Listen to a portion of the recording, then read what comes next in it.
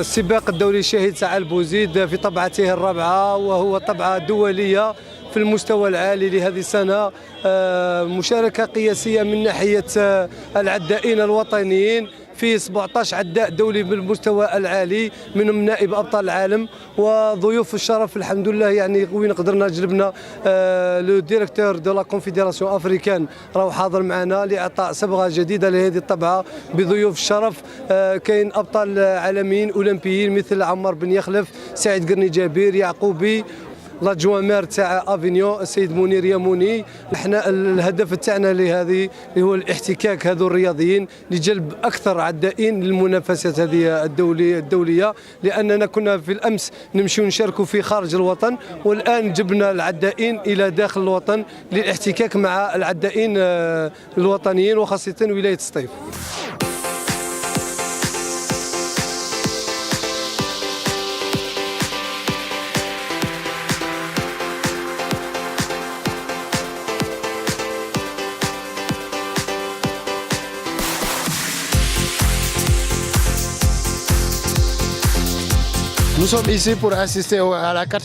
نحن هنا اليوم لحضور الطبعة الرابعة لمهرجان العدو الريفي بسطيف. التنظيم جيد، كما تميزت هذه الطبعة بمشاركة عدائين دوليين من 7 دول. كما أن المضمار رائع، ومع التعديلات مستقبلا سيصبح مضمارا بمعايير عالمية. لهذه التظاهرات أهمية كبيرة في الرياضة. نحن ندعو كل الاتحاديات لممارسة هذه اللعبة لأنها تساهم في تطور ألعاب القوى بصفة خاصة.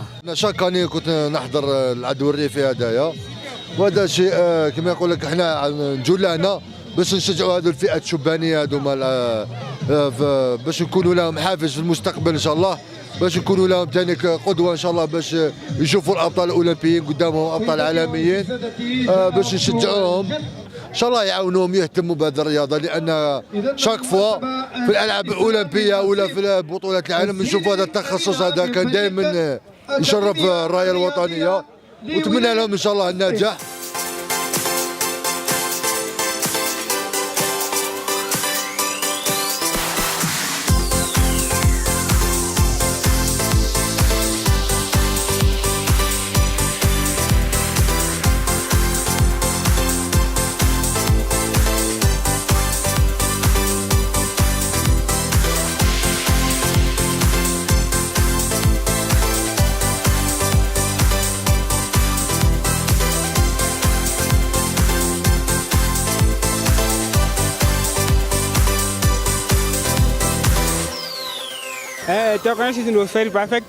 السباق كان رائعا، وسنعود للجزائر في السنة المقبلة للمشاركة. نحن سعداء جدا بفوزنا هنا في الجزائر وزيارة ولاية سطيف واللقاء بالعديد من الأصدقاء. فعلا قضينا أوقاتا رائعة. المرتبة الثانية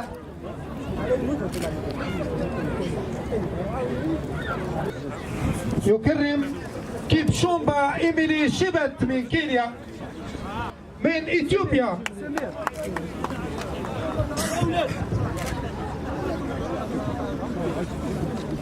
المتواجدين هنا في مدينة سطيف، مدينة الأبطال والبطلات. قدمت أفضل ما عندي رغم صعوبات السباق، لأنه أول سباق لي في الجزائر وحللت في المرتبة الثالثة، وأهنئ كل الجزائريين على الانتصارات التي حققوها. كما أشكر الجزائر على حسن ضيافتي لنا، لقد قدمت من أفضل. من طرف السيد الوالي إلى فريق فرماتو. واش راح نقول؟ يعطيهم الصحة أولا على التنظيم هذا اللي داروه، مديرية الشباب والرياضة يعني ولا ليغ دو سيتيف. الوالي شرفنا اليوم، يعني حضر وكثر خير وأعطى قيمة للعدو الريفي، أعطى قيمة للرياضة هذه اللي تتطلب مجهودات كبيرة والناس راهي تعاني. يعني الرياضة هذه من أكبر الرياضات اللي تتعب، ماهيش بالو ولا لعبة، هذه رياضة سما تمد برك. يعطيهم الصحة الأولاد، هذا ما نقولوا، يعطيهم الصحة. وإحنا كفريق إن شاء الله نطوروا نحسنوا الفريق، نحسنوا. دينا كأس الدورة في شالونج تاع سطيف، ودينا كأس الدورة في بجاية يعني، وسيطرنا في تظاهرات من قبل. أنا فرحانة بزاف كي ربحت جيت الأولى، نقول لهم يزيدوا باش يزيدوا يجيبوا الأولى، يجيبوا الأولين معايا. إلى المرتبة الثانية بنصيب فريق جميلة. تحصلت على المرتبة الثانية في العدو الريفي لكروس، وكان سباق صعب نكون بطلة عالمية في الألعاب الأولمبية. تحصلت اليوم على المرتبة الأولى، والفضل يعود إلى المدرب دحمار عيسى اللي كان مشرف علينا في التدريبات. بفضله حققت هذا النجاح، وإن شاء الله ما زال الخير والعقبال الألعاب الأولمبية إن شاء الله. الألعاب الأولمبية هو الطموح تاعي، إن شاء الله نلحق لها ونكون بطلة عالمية بإذن الله. كما احنا قلت نتمنى هذه التظاهرات avec le temps elle va encore s'améliorer et donner encore plus d'athlètes à l'Algérie. Déjà chef l'événement de l'année dernière, on avait déjà découvert quelques talents et qui sont partis les grands championnats internationaux sur piste, ils ont fait leurs preuves. Il y a des athlètes prometteurs de la région et on leur souhaite beaucoup de bonheur et beaucoup de réussite dans leur carrière, Inch'Allah. Le niveau et l'atmosphère qui règne ici, c'est une aubaine pour